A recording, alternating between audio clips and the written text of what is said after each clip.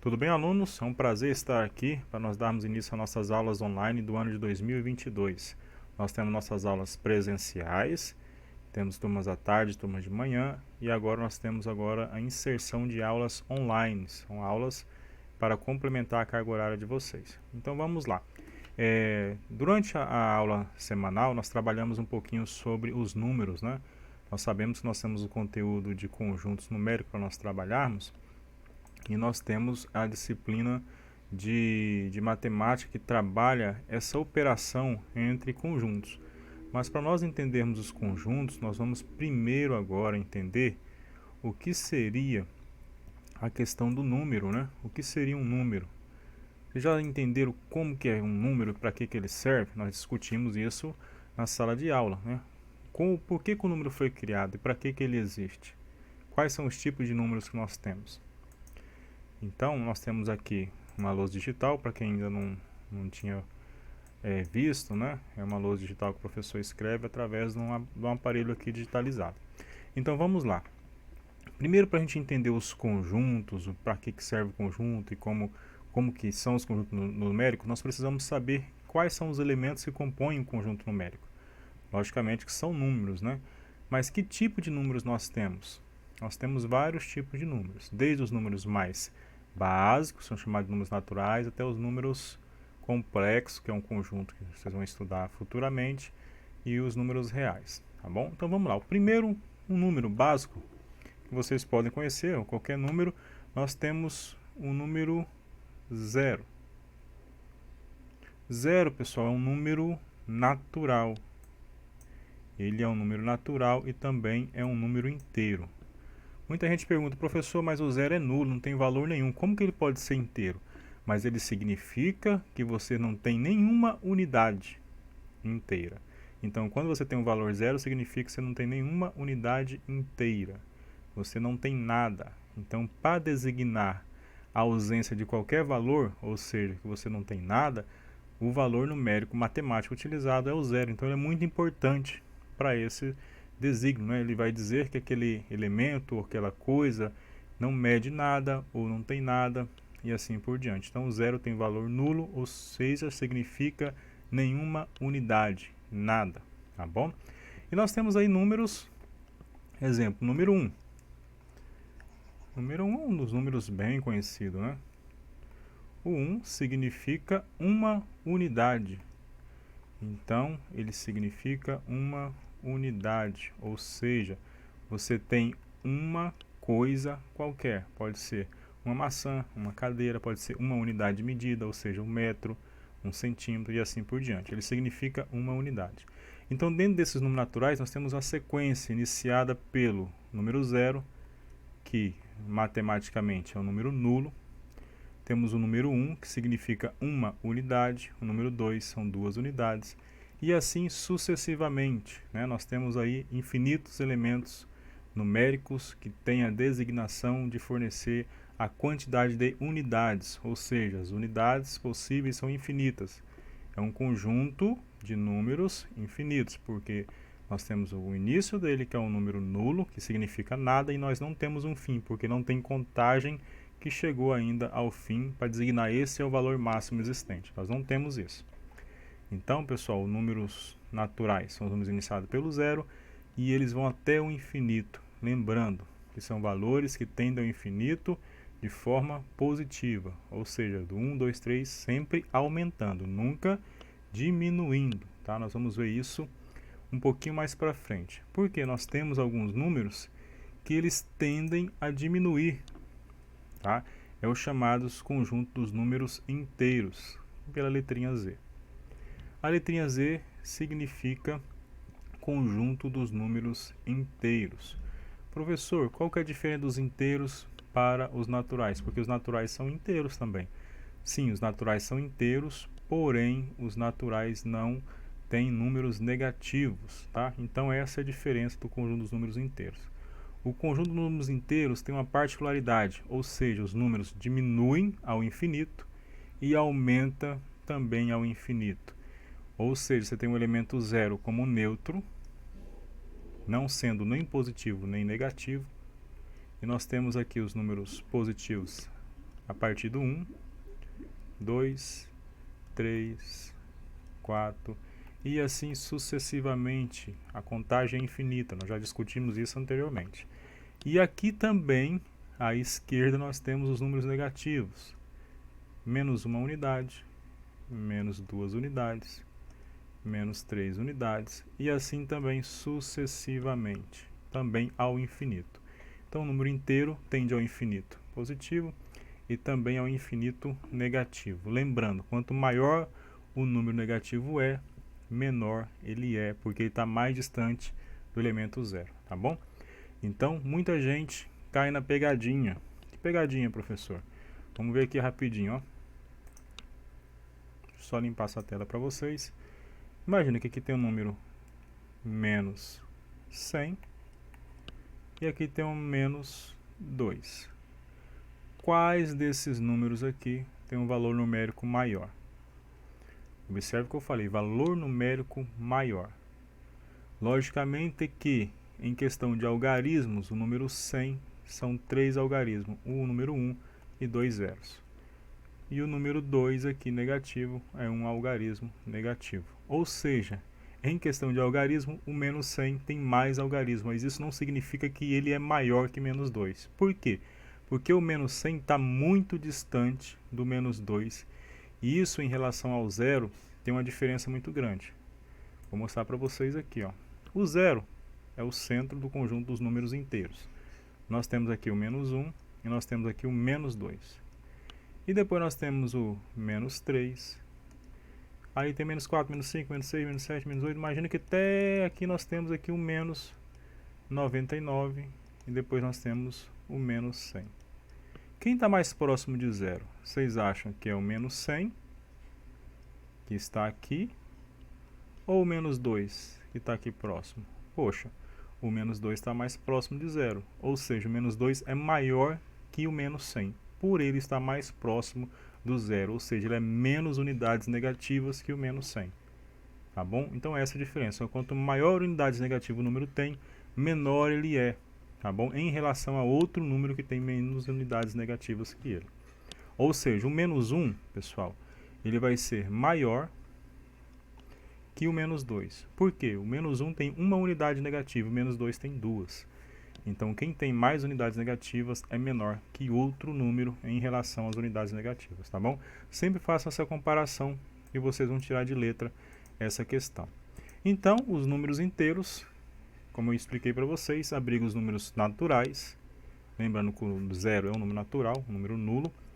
Além dos números naturais, vai ter os números negativos. Menos 1, menos 2, também ao infinito. Tá, pessoal, até aí tá tudo bem, tranquilo. Os alunos conseguem compreender bem. Mas nós chegamos em determinados momentos em que os alunos têm um pouquinho de dificuldade. Por quê? Nós temos, a partir dos números inteiros, um conjuntinho que é um pouquinho diferente, que é o conjunto dos números racionais. Racionais, tá? Os números racionais é determinado pela letra Q, é um conjunto dos números racionais. O Q vem de quociente, que tem lá a relação à fração, que eu vou explicar para vocês um pouquinho mais para frente agora. Então, pessoal, os números racionais, eles também abrigam. Esse conjunto abriga os números inteiros, tá? Logicamente, se eu falo que abriga números inteiros, automaticamente também os naturais. Porque nós vamos seguir aqui uma sequência, ó. Os naturais, os inteiros, aí nós temos os racionais. O natural está dentro dos inteiros, os inteiros estão dentro dos racionais. Por fim, os racionais vai estar dentro dos números reais. Isso, nós vamos ver um pouquinho mais para frente a questão dos números reais. Então, natural está ok, de 0 ao infinito. Inteiros também está ok. Nós temos o zero como centro e nós temos ao infinito positivo e ao infinito negativos. Agora, os racionais, pessoal, eles são aqueles números com casas decimais, né? Exemplo, 0,35, o 0,28 e assim por diante. Além desses números que nós chamamos de números finitos, observe a palavra que eu estou falando, ó, o 0,35 é um número finito. Por que é finito, professor? Porque ele tem fim, é 0,35. É como se eu falar para você, ó, eu tenho 35 centavos, matematicamente é 0,35 reais, 35 centavos. é o número que eu falei para você, você entendeu, acabou. É isso aí. Ah, eu vou comprar uma geladeira, R$1.560. É um número finito, R$1.560. Vou comprar um quilo de fruta qualquer. Ah, deu R$7,68. É um número finito, R$7,68. Agora, pessoal, nós sabemos que todos os números finitos estão dentro dos racionais. Por quê, professor? Porque eles são números que podem ser inteiros, podem ser naturais, logicamente, e eles podem ser decimais, só que são finitos. Então essa parte vocês têm que ter bem entendido. Números finitos estão dentro dos racionais, ou seja, números que não têm dízima periódica. E calma aí um pouquinho que eu já vou explicar para vocês. Por quê? Muitos alunos confundem dízima periódica com números decimais infinitos. Então, para a gente ter uma menor chance de erro, a primeira coisa que vocês vão entender, todos os números finitos são racionais, ou seja, números que têm casas decimais que não têm reticências, tá? E aí a gente vai ver agora uma particularidade de alguns números que são infinitos, porém fazem parte dos racionais. Mas primeiro, entendam, todos os números finitos fazem parte dos racionais. Agora nós vamos para aqueles números que são infinitos e também fazem parte dos racionais. Vamos lá. O número 0,3333 reticência. Professor, que número é esse? Esse aqui é um número decimal infinito, porque ele não tem fim.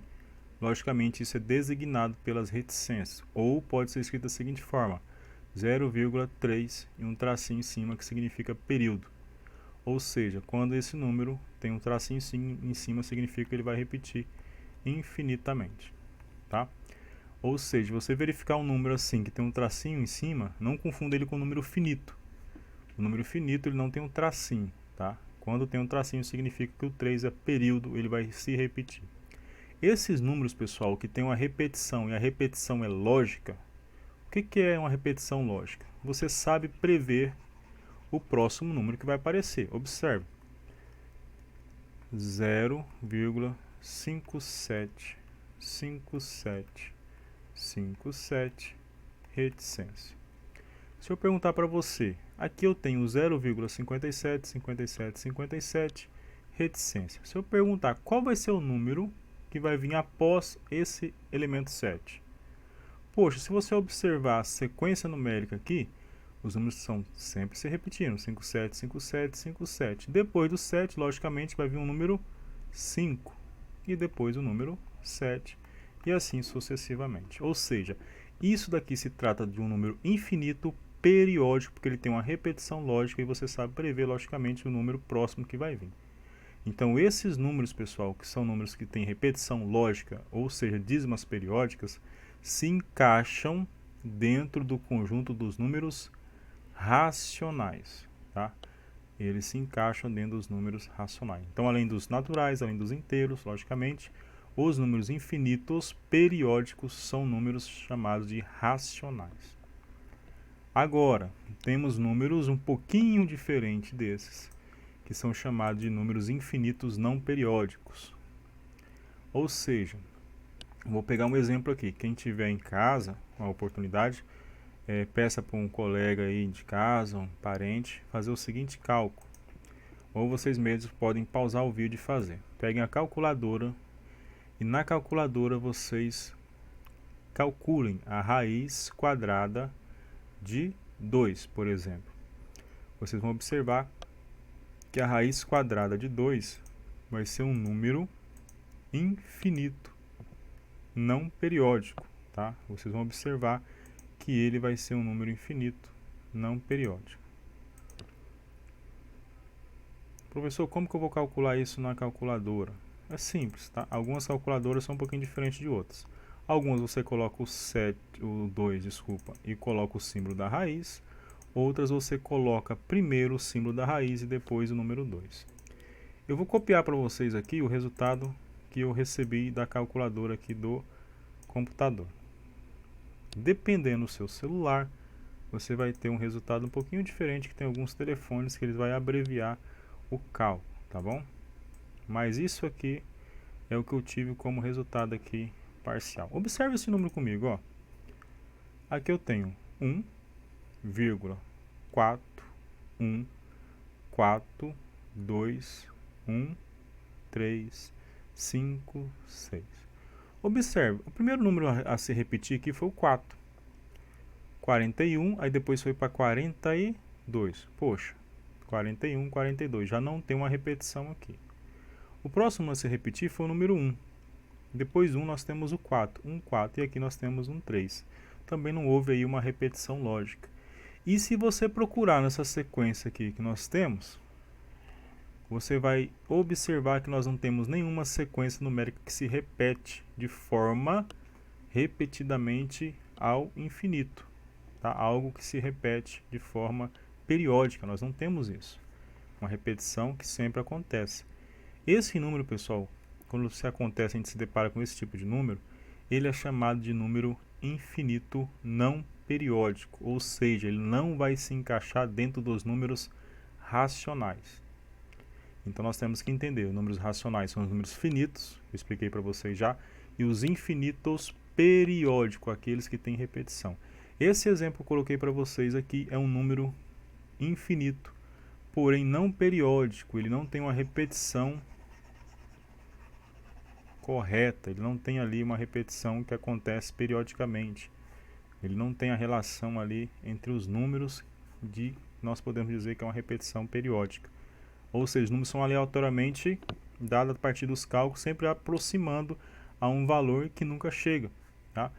Isso acontece porque esse número é infinito, não periódico, tá bom? Então, os números racionais, vamos recapitular mais uma vez, são os números infinitos periódicos e os números finitos. Então, nós temos o conjunto dos racionais, que são os finitos, os infinitos periódicos. Ou seja, números que são infinitos, porém tem uma repetição lógica, e você sabe prever logicamente qual é o número que vem depois ali da reticência, caso tiver uma abreviação numérica, tá? Lembrando que os números periódicos também pode vir com um tracinho em cima do período que tem repetição. Tá, pessoal? Então esses são os números racionais. Aí nós temos agora o conjunto dos números irracionais. Os irracionais, pessoal, veio para abrigar os números que eu acabei de falar para vocês. Que um exemplo é a raiz de 3. A raiz de 3 também é um número infinito não periódico. A raiz de 2, como nós vimos também ali, é um infinito não periódico, é esse número aqui. Observe como ele é estranho, ó. Até parei aqui porque é muito grande. Dependendo do celular, você consegue passando o dedo assim, no último número que deu no cálculo, ele vai mostrando mais casas decimais, tá? Nesse caso aqui, eu parei aqui no 9 e não tem repetição nenhuma, é um número totalmente sem uma conexão em relação à repetição, então nós vamos classificá-lo como irracional, que é algo que o próprio nome diz, é um número que ainda não temos a explicação lógica para essa aproximação que nunca tende a acontecer ou repetir, tá bom? Então você vai sempre calcular e nunca você vai conseguir chegar ao final desse número, por isso que ele é chamado de número irracional. Beleza? E nós temos vários exemplos de números irracionais. Temos o número π, temos a raiz de 2, a raiz de 7. Tudo e quanto é raiz que não é exata, automaticamente ela é um número irracional. Lembra, o que não é exato. Não estou falando raízes de números decimais que são exatos, são números finitos. Os números irracionais automaticamente são infinitos não periódicos, beleza? Então, essa é a particularidade dos números irracionais. Números infinitos não periódicos. Para definir matematicamente, nós temos a definição seguinte. Todo e qualquer número que você pode escrever em forma de fração, ele é considerado um número racional.